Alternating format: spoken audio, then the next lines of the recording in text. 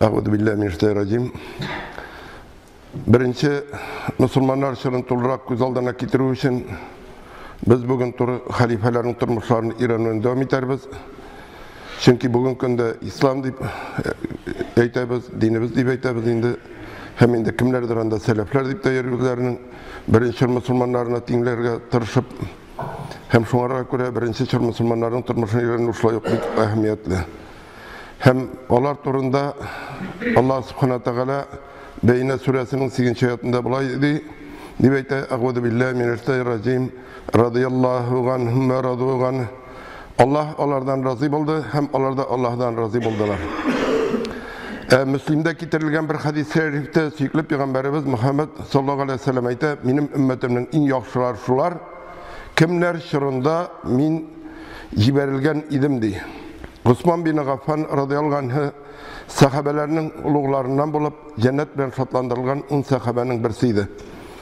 Ol fil yılından son 10 yıl ötkeş, yani 576 yılda dünyaya kile, Müslümanlar onu uluğlap Zinnurayn, yani iki nur iyesi diyen kuşamet bilen otap yürü turgan bulalar. Çünkü Osman radıyallahu anh İngiliz Peygamberi sallallahu aleyhi ve sellem'nin kızı Ruqayya'ga ilene, Ruqayya'nın vafatından son Peygamberimiz sallallahu aleyhi ve sellem güzenin üçüncü kızı bulgan Kulsum'nu ona hatınlıkka biri. Ondan başka bir kimde Peygamberimiz sallallahu aleyhi ve sellem'nin iki kızın hatınlıkka olu derecesine erişmedi. Hatta bu turda Ömer İbni Eban el-Jufi tübendekilerine rivayet kıla.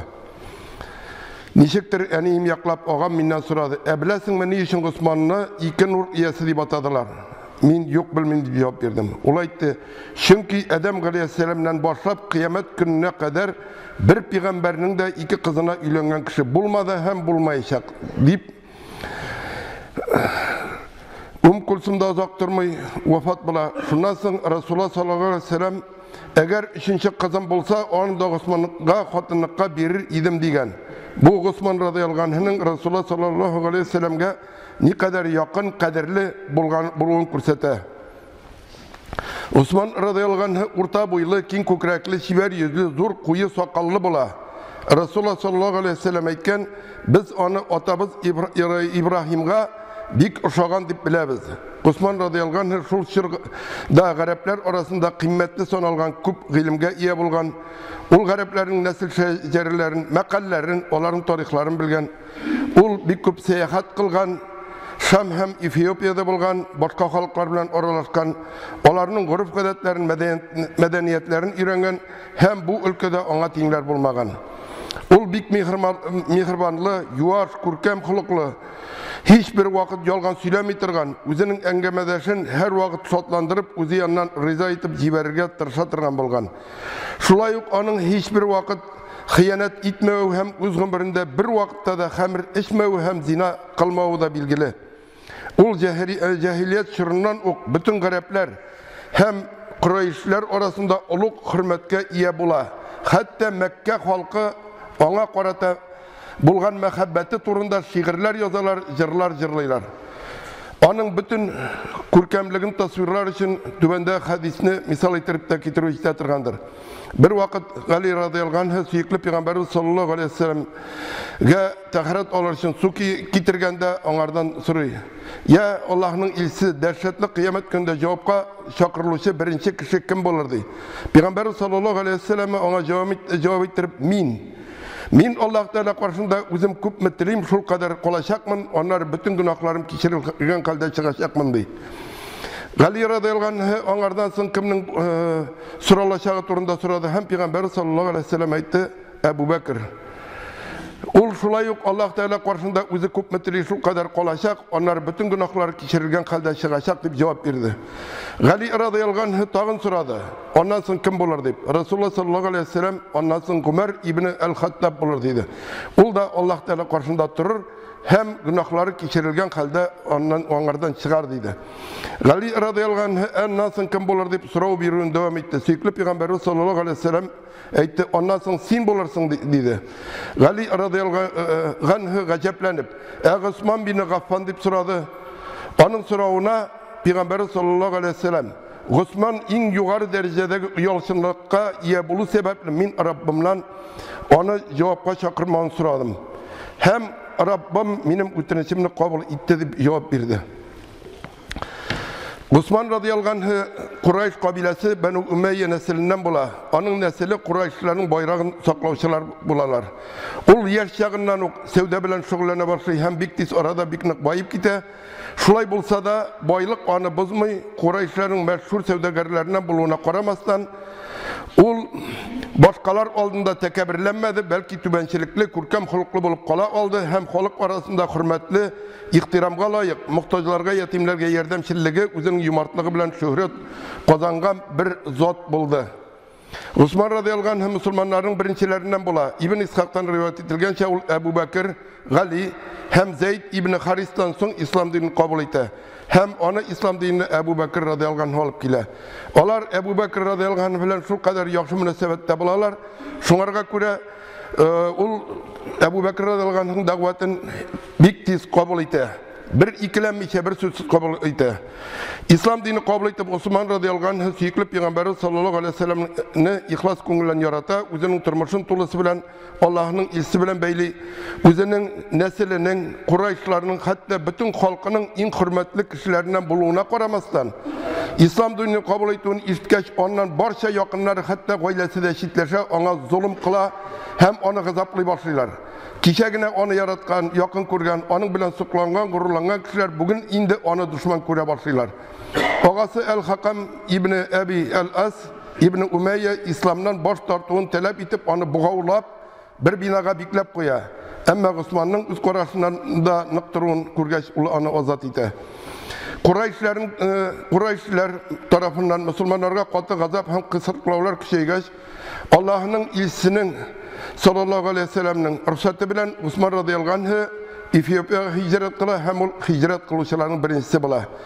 Kurayşlar nişik gene bulsa da Müslümanlarga ziyan solu maksatından Etiyopya patşasına indi haber iteler, onlarını ondan kaytarın talep iteler, ama Etiyopya patşası onlarga ziyan solarga hem indi ruhsat vermey hem mümkünlüklerde turdurmay. Şundan sonra Kurayşlar hayla kuralar, hem Mekke'de Müslümanlarga kısırlıkları tutatıldı degen yolgan haber taratalar, hem şunlarga şanıp Müslümanlar indi Etiyopya'dan kiri kaytalar. Ama kaytkandan sonra bunun mekir ekenligini anlağı bilen Osman radıyallahu anh'ı özünün hatını Urkaya bilen Peygamber sallallahu aleyhi ve sellem kızı bilen kiri Etiyopya'ya gitti. Hem yangadan Peygamber sallallahu aleyhi ve sellem Medine'ge köşüp gitkeç hicret bulgaçkına onda Peygamber sallallahu aleyhi ve sellem yanına köşe hem onu şın köngülünden yarata hem onun en yakın kişisine evrile. Cebir'den rivayet kılına Peygamber sallallahu aleyhi ve selleme Osman radıyallahu anh'ını kuşaklıyı hem eyte sen benim en yakın dostum bu dünyada da ahirette dedi. Osman radıyallahu anh Peygamberimiz sallallahu aleyhi ve sellem isen vakitte onun bilen birge Bedir soğuşundan kola bütün soğuşlarda da bula. Hatta Bedir soğuşunda katlaşmasa da Peygamber sallallahu aleyhi ve sellem ona ganimet malından ülüş çıkara. Bu şulay kursete katlaşmasa da onun katlaşkanlar isebinden barganın. Hicretinin 6. yılında Müslümanlar umra hoş kılırga deyip kılу niyeti bilen Mekke'ye yönelirler. Ama Hudaybiye degen yerde onların Mekke köprüleri tuktata hem hoş kılırga ruhsat vermey. Şunda Peygamber sallallahu aleyhi ve sellem onu indi kilişuler alıp barga deyip Mekke köprüleri arasına cibere. Hem indi Osman radıyallahu anh nişik gine söylerse de onlarını bilen kilişu taba almay. Ama onlar onlara takdim ederler, eğer de sen tilesen tavaf kalalasın özüngine deyip. Şunda Osman radıyallahu anh hayta, min Peygamber sallallahu aleyhi ve sellem'ini işlemi turup işlemeyecekmin. Min Peygamber sallallahu aleyhi ve sellem'den alda Beytullah'ını ziyaret kılmayacakmin. Peygamberimiz sallallahu aleyhi ve sellem'e kirerge urun bulmagan yerde min de yok deyip cevap verir. Hem şu vakitte Peygamber sallallahu aleyhi ve sellem indi Müslümanlar burçulalar Osman radıyallahu anh için hem indi Peygamber sallallahu aleyhi ve sellem sahabelerden antala eğer de ihtiyaç bulganda köprülerge karşı soğuşurga deyip. Hem şusunda Osman radıyallahu anh bulmak sebeple bir kolun özünün ikinci koluna koya da bu Osman'ın kolu deyip onun isiminden ant ite. Mine bu neler көрсетейін ne kadar Osman radıyallahu anh Peygamber sallallahu aleyhi ve sellem'e yakın bulganlığın. Усман радиаллаху анху бик юмарт була әйткәнемчә, Мәдинәдә бик Рума дигән билгеле бер кую булган һәм аның хуҗасы бер яһуд булган. Ул бик кыйммәт бәягә су сата торган булган. Һәм инде Пәйгамбәр саллаллаһу алейһи ва саллям шушы куюны алып мусламаннарга бирергә дигән тәкъдим белән чыккачтын, Усман радиаллаху анху бу яһудтан ала куюны, әмма яһуд яртысына сата, ягъни көн аралаш. Усман радиаллаху анху сата торган, көн аралаш яһуд сата торган иттереп сата. Әмма Мәдинә мусламаннары Усман радиаллаху анху вакытында bütün su zapasını alıp kala торган балаларда яһуд вакытында инде су алырга килмиләр. Шуннан ул икенче өлешендә сатырга булар, шулай итеп куй мусламаннар кулына күчә. Һәм табык сугышына әзерләнүгә килгәндә дә бик зур әһәмияткә була ул табык сугышы.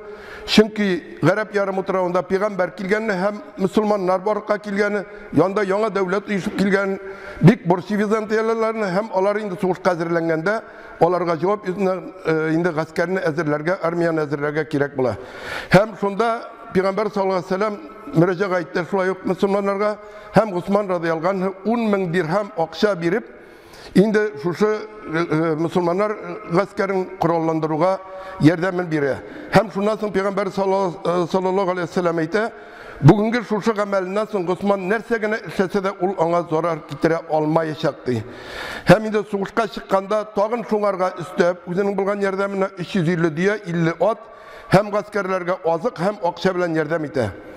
Пәйгамбәрбез саллаллаһу алейһи ва саллям Мәдинәдәге мәчетне зурайту нияте белән мөрәҗәгатькә шулай аның кырында инде өйләр була. Шул өйләрне сатып алып, мусламаннар файдасына шушы мәчетне зурайтуга дип бирә. Усман радиаллаху анху. Шулай ук Мәккәгә килгәчтендә Мәсҗидел Харам кырында булган өйне сатып ала һәм шулай ук мусламаннарга мәчетне зурайтырга дип бирә. Усман радиаллаху анхуның югымартлыгын әлбәттә инде бу нидә генә бер вагызда гына сана бетереп булмый. Һәм инде бу сыйфатны ул Пәйгамбәр саллаллаһу алейһи ва саллям исән вакытта гына түгел, бәлки җаһилияттән алып үзенең вафатына, ягъни үтерелгәнчегә кадәр инде аның бу сыйфаты дәвам итә. Әбу Бәкр радиаллаху анху хәлифәлек иткән чакта илдә ачлык була һәм халык инде хәлифәгә мөрәҗәгать итә, ярдәм сорап. Шунда Әбу Бәкр радиаллаху анху әйтә, Аллаһ насип итсә, иртәгә кичкә кадәр сезгә ярдәм булыр дип әйтә инде. Һәм икенче көнне Усман радиаллаху анхуның кәрваны кайта. Инде күп кенә шушы ризык белән, товарлар белән дип әйтик инде. Һәм инде күп генә сәүдәгәрләр килеп иде генә бәя бирсәләр дә, Усман радиаллаху анху алардан артыграк бәя бирә, сатмый һәм ахырда бөтен Мәдинә мохтаҗларына бушка тарата. Һәм инде Әбу Бәкр радиаллаху анху хәлифә булган чорда Усман радиаллаху анху аның серкәтие була, бөтен документлар Усман радиаллаху анхуга ышанып тапшырыла, хәтта Гомәр радиаллаху анхуның хәлифә булуы турындагысы да. Икенче хәлифә Гомәр радиаллаху анху карарлар кабул иткәндә шулай ук аның белән киңәшләшә торган була. Гомәр радиаллаху анхуның вафатыннан соң хәлифә итеп Усман радиаллаху анху сайлана. Бу вакытта 68 яисә 70 яшь була. Әхмәд бин Ханбал Усман радиаллаху анхуның сайлануы турында түбәндәгечә билгеләп китә. Усман ибн Гаффан сайлангандагы кебек бердәмлекне һәм килешүчәнлекне без бер кайчан да күрмәдек ди. Усман радиаллаху анхуның хәлифәлеге төрле фитнәләр белән башланып китә. Чөнки каты таләпчән Гомәр радиаллаху анхудан куркып, калтырап торган фарслар һәм византияллар Усман радиаллаху анхуны йомшак санап баш күтәрә башлыйлар. Әмма үзенең катылыгын һәм хәлифә булып очраклы рәвештә сайланмаганлыгын исбат итеп, ул бу фитнәләрне бастырып кына калмый, бәлки ислам динен таратуда үзеннән алда килгән ике хәлифәнең эшләрен уңышлыгына дәвам итә. Ул мусламаннарның диңгез флотын булдыра, алар Византия флотын җиңеп, диңгездә хакимлек итә башлыйлар. Кипр утравын ала, мусламаннар көнчыгышта Индиягә һәм Кытайга, көнбатышта Константинопольгә, Африканың көнбатыш җирләренә, аннан Андалузияга, көньяктан Судан һәм Эфиопияның кайбер өлкәләренә җитәләр һәм андагы халыкларга ислам динен ирештерәләр. Усман радиаллаху анху үзенең беренче хутбәсендә түбәндәге сүзләр белән башлый. Бүгенге көндә сез яши торган дөнья сезнең мәңгелек урыныгыз түгел. Сез анда кыска һәм чикләнгән вакытта гына булачаксыз. Китәр вакытыгыз җиткәнче үзегезнең яхшы гамәлләрегезне үтәргә ашыгыз. Чөнки бер вакыт иртәнме кичме сезне чакырачаклар. Җирдәге тормыш буш хыял һәм тормышка ашмый торган мәшәкать кенә. Ашыгыз ахират тормышына лаек булырга. Allah Teala sizge bu turmuşka misal kitire hem bir vakitte yerdeki turmuştan yakşırakını kursete. وَاضْرِبْ لَهُمْ مَثَلَ الْحَيَاةِ الدُّنْيَا كَمَاءٍ أَنْزَلْنَاهُ مِنَ السَّمَاءِ فَاخْتَلَطَ بِهِ نَبَاتُ الْأَرْضِ فَأَصْبَحَ هَشِيمًا تَذْرُوهُ الرِّيَاحُ وَكَانَ اللّٰهُ عَلَى كُلِّ شَيْءٍ مُقْتَدِرًا. Allah subhanahu teala ayta, kişilerge dünya tirikligin misal etip kurset. Ul dünyada biz kökten indirgen yağmur suyu kibiktir. Yağmur bilen yeryüzündeki üsümlükler usip bir-birisine kuşuldular. Soğundan ölenler kibip sorgaydı ve yil uçurup alıp gitti. Yani dünya yilge uçkan ölen kibik. Bir gününü yok bulaşak. Allah her nersege küçü jitetirgan buldu. İmam Ez-Zuhri aytdı, Osman radıyallahu anh 12 yıl devamında müminlerin emiri bulup durdu. Birinci 6 yılında kişiler ona qarata bir nindi dava bildirmediler. Kurayşlar onu Ömer ibn el-Hattab'a qaraganda da nağrak yoratalar idi. Çünkü Ömer onlarga qarata kırıs buldu. Osman kirisince onlarga yumuşaklık kursetti hem onlar bilen tığızırak münasebette buldu. Ondan sonra fitneler başlandı. Bu fitneler turunda süyüklü Peygamberimiz Muhammed Mustafa sallallahu aleyhi ve selleme Osman radıyallahu anh'ını kisetken bula hem ona fitneler vaktinde özünün nişik tutarga kirekligin üretken bula. Peygamberimiz sallallahu aleyhi ve selleme Osman radıyallahu anh bilen söyleşe hem engemenin ahırında onun in başını koyup ey Osman, haklıkta Allah Teala belki sana külmek giderir.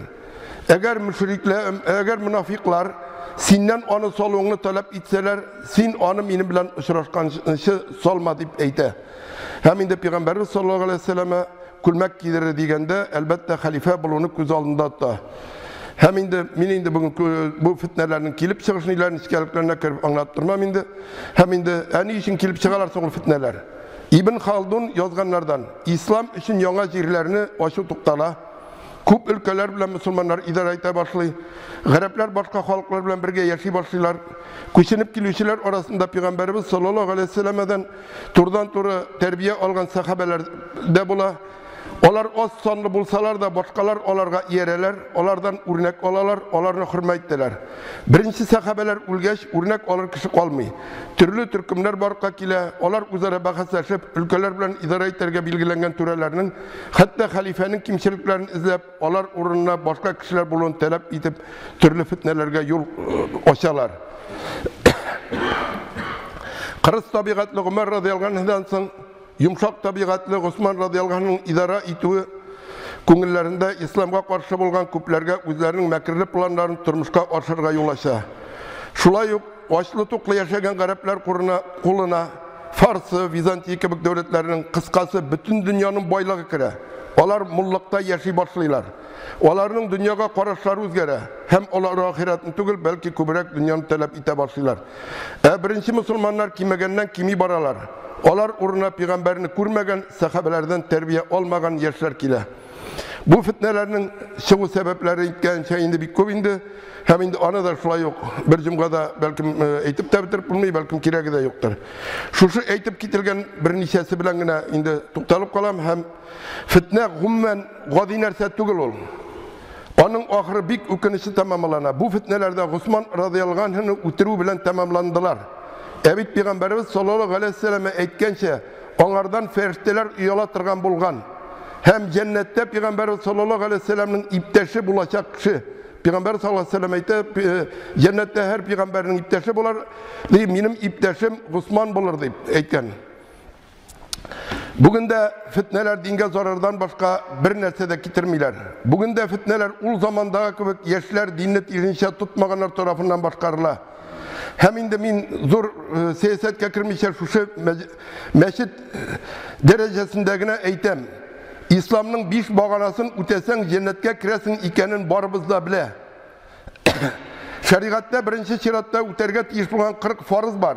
Onu da bilebiz. Bir fitnenin de bunlar bilen beylenişi yok.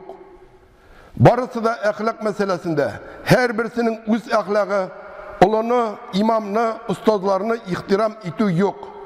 Meşke kileç her kim özünün talebin kuyarga tırışa. Yaşkine 15-20 yaşlık yigit kile hem talep koyar. Niye meni yaxşı qarşı almıyorlar? Evet, mında oturalar babaylar.